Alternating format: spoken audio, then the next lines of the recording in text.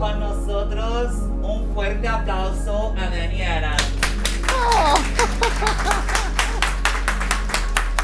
Thank you. That was beautiful.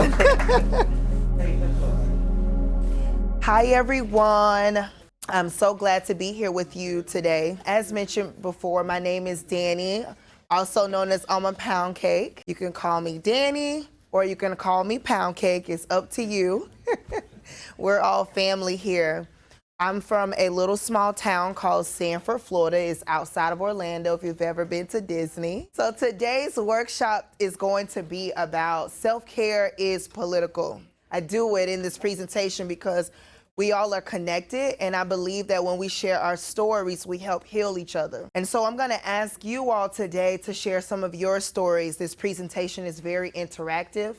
I hope that you all are open and available to share your stories. There's no judgment here. We're not gonna go and tell all your business to shame you. This is about healing each other. And so we know that this is political, and the political is about how do we move our community forward? And I believe that we do that through a care ethic for other people and a care ethic for ourselves. And we cannot care for other people unless we care for ourselves. And so let's get started. I'll enjoy your snacks and get ready to talk.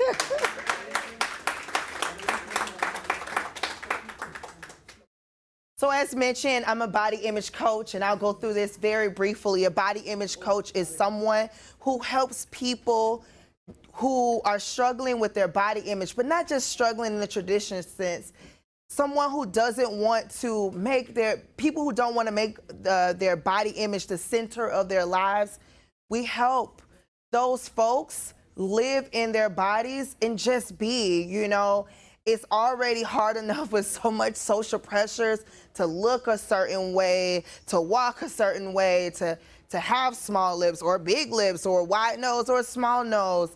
And body image coaches teach people and give them the tools to be able to stay grounded and be able to go out and take a walk without worried about, do I look fat in this? How many times have we done that? I mean, in my case, I'm gonna look fat, but and that's okay. And that's kind of what a body image is, just to normalize being in the body that you wanna be in. Anyways, just to close out this piece, the purpose of talking about the social determinants of health is because in this practice, we like to talk about how self-care can also be a privilege, like I mentioned before. You mentioned that some people don't have the access. You mentioned that even when people do get the information, that they don't receive it. And you mentioned lived experiences also determines your experience with care and health. I think all of those things are very true, depending on who you're talking to, who the person is. Someone could look like they, are someone who had it all and really had nothing, right? And there can be somebody who it looks like they had nothing and they really grew up and had it all. So learning self-care takes unlearning. So I'll share my own story. Remember I said I didn't take care and all these kind of things. There was a point of time in my life that I did not believe in mental health treatment at all. I grew up in the church, and you talked about being from the South, and I grew up in church, and it was just all the time I was told, you don't need to go see a therapist. All you need is Jesus. I used to have to go to the front of the church and say, if something was wrong with me, I used to have to say and bow and honor God. And I love God. I'm very much so Christian. But I was taught to not care anything about my mental health until I had that breakdown. And everybody was like, around me and my family, they was like, oh, you just need to give more time to Jesus. And I tried that, and I couldn't, I really didn't get anywhere that I needed to get. I needed the people that, what I believe that God had put into place to be able to help take care of me, which was a therapist. All right, everybody. So like I said, I love to do interactive activities, and we're gonna do a quick little game. I just want to make sure that we honor the request about the headphones. Also, because we're going to be using water, and so I don't want it to get wet either. Échale agua, si tú le quieres echar al de al lado, échale un chin a tu ladito, aquí y allá, un poquito para allá, compártela para aquí, compártela para allá, tira para allá, le echas más, le echas menos. Let me see. Okay. If you want to continue to pour, you can continue to pour. Let me see. Are y'all still pouring? Did y'all stop pouring? Are you still pouring? Ay, te vengan con que no tengo nada. Yo sé que yo quiero beber. No. Let's see. You got that to water. What else do y'all think it's about? Yes. Yo pienso y creo que la cantidad de agua que recibí no fue bastante para poderla compartir con todas. Y yo debo de pensar en mí. Yo tengo que tener fuerza, tengo que tener vida, tengo que ayudar a las demás, pero primero debo de mirarme yo. Primero estoy yo, enseguida yo y después yo. Y si ya tengo algo para compartir, no es que me sobre.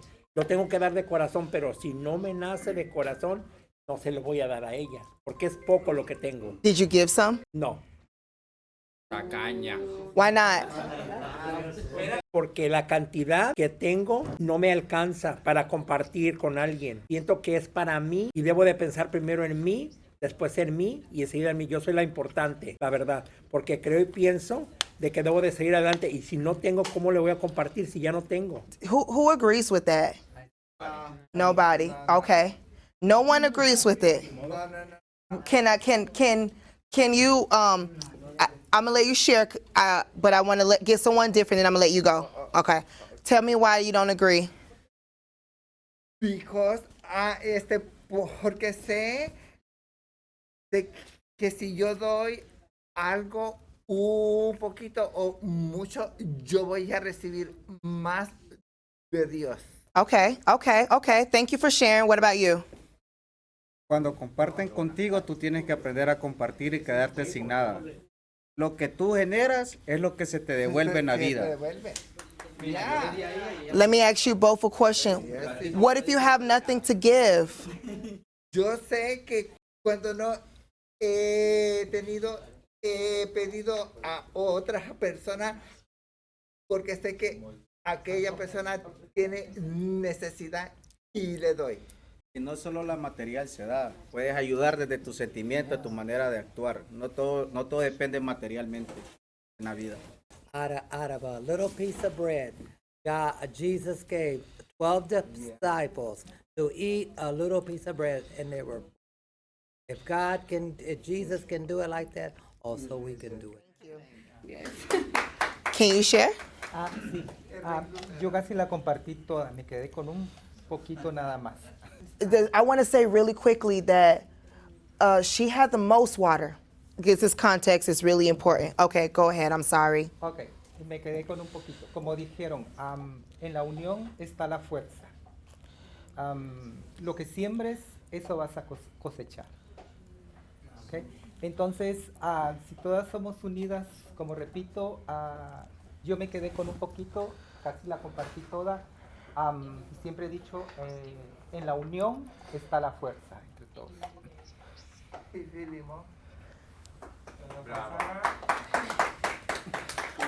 I have a question. You had the most water, and you kept some for yourself. Why didn't you give it all? Porque me gusta compartir. Pero ¿por qué no la diste toda?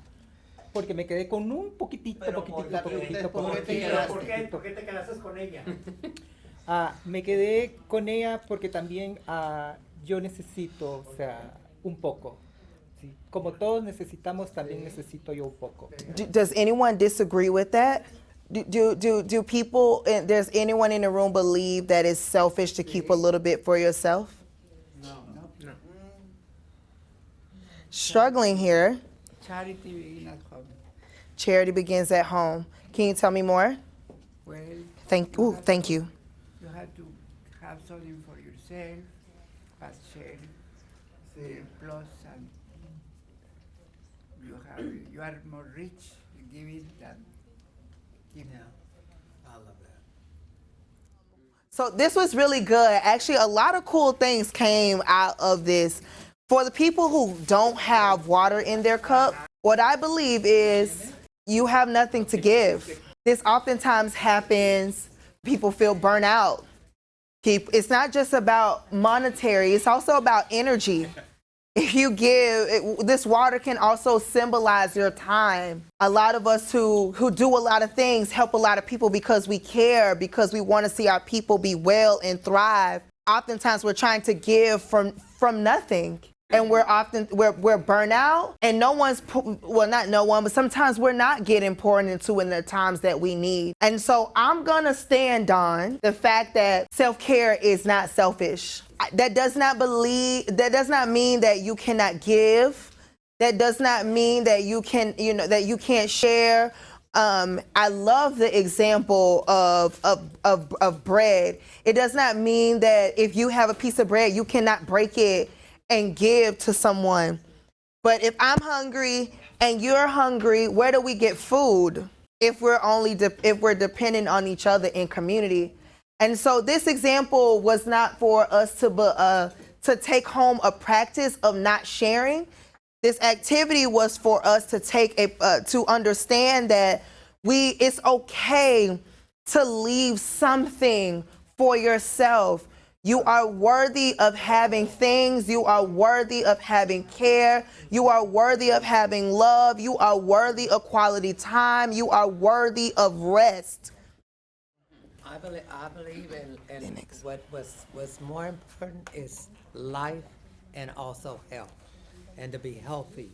Because when you are counting your days of living like I do, to my days, my birthday's every day when I wake up my eyes.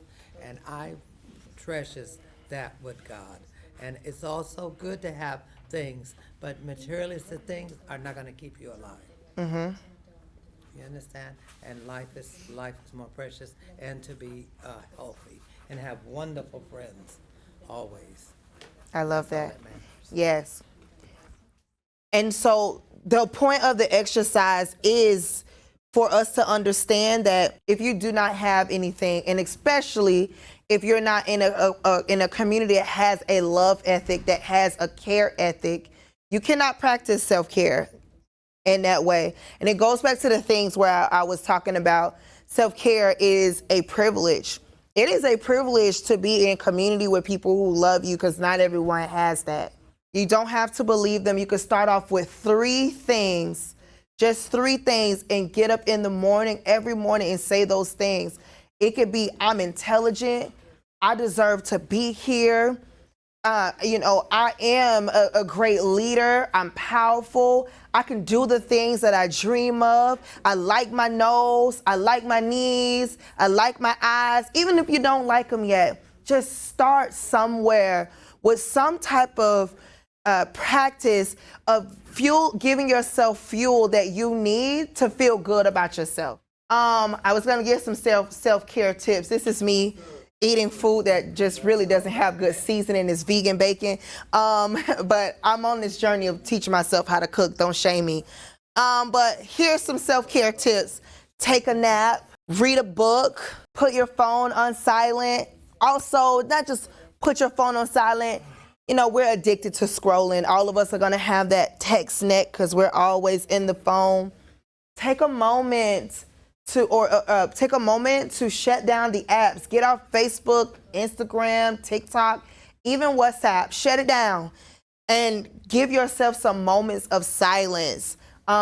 Even when I'm working in the middle of the day, I have no shame to tell y'all that for 15 minutes, I'm like, hey, no one can call me, talk to me, anything. I'm gonna go outside. I'm gonna stand in the grass. I'm gonna walk around the office.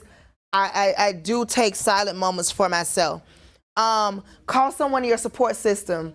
It seems like folks here have community, and they already, Ms. Loretta talked about already having people to lean on in this community. Call the TLC staff. Call someone that is in your support system. Watch TV. Watch TV. I wish How to Get Away with Murder was still on. That was one of my favorite shows. I just keep rewatching Annalise all over again. But watching TV and I say set boundaries with children and spouse, but set boundaries with your family, friends, everybody. Just set boundaries with the people who are in your home with you. And then the last thing is about the mirror work, to speak life into you. Not all the time are you going to have people to speak life into you when you need it in that moment, in those dark moments, or in those private moments where you're not visible and people don't see you, and not just you and your being, but they don't see your needs. You speak life into you, and if you can't speak it yet, you write it. If you start writing the things that you need to believe by yourself to create a self-care practice. That is the end of our presentation here, guys. Todo el mundo está dando sus opiniones de bondad y de lo que harían, y el juego que tú hiciste estuvo fantástico. Pero la realidad es que hay que esperar el momento en que tú estés en la situación a ver cómo vas a reaccionar. No es lo mismo estar sentado aquí y pensar qué bonito lo que voy a hacer, sino es estar en el momento y ver qué es lo que haces. Yeah. Okay. Thank you. That is very real. And that is a part of the process. Can see? Yes, Julia. Thank you for being here. This group was awesome. Thank you. Hi.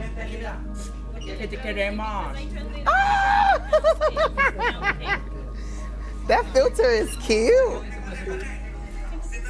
Ya, vamos. A la una. Yes. Qué guapo está. Enseña el pajarito. Queremos ver el pajarito. Es el papi de todas.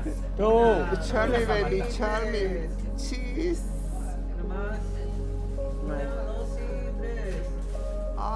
I love it, baby. I'm here. I'm waiting for you. Show me the bird. Oh, no, tú nos tienes muy en tu miras aquí. Ahora el celular. Y no es la de la foto. Oh, no. Bye. Para el Facebook. Por eso nos enamoramos de ti. Say TLC.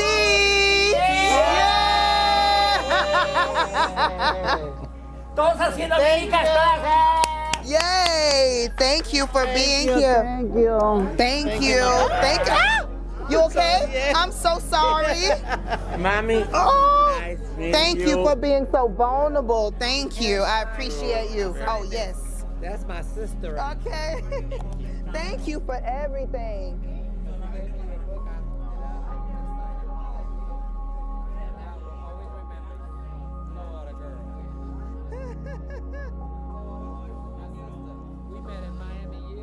In Miami?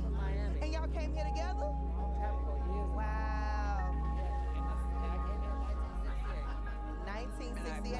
And I go see my family in Miami. Wow. And I go to Orlando. Yeah. Yeah. Yeah, maybe Boulevard, Orange Blossom. Oh, you know about everything.